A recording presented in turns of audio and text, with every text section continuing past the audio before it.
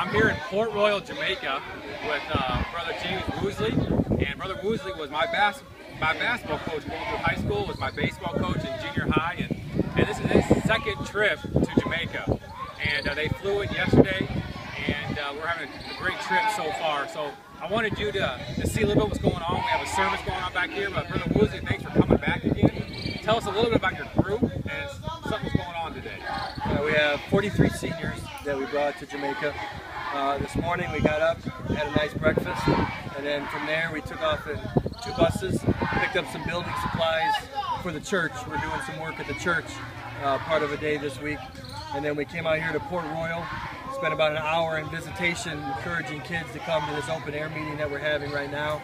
And we enjoyed lunch here at Port Royal. Then we went out for another half hour back to those places where we were and brought all the kids in.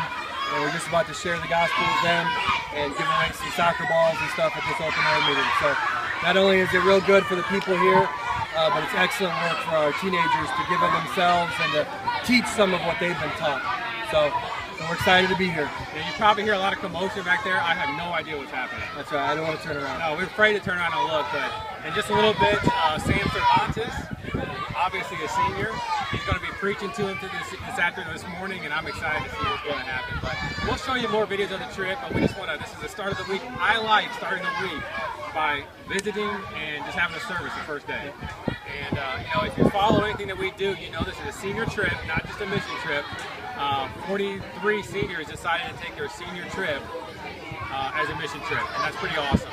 And so 50 people in all, glad to host them. Thanks for following us, and we'll keep you updated. Thank you.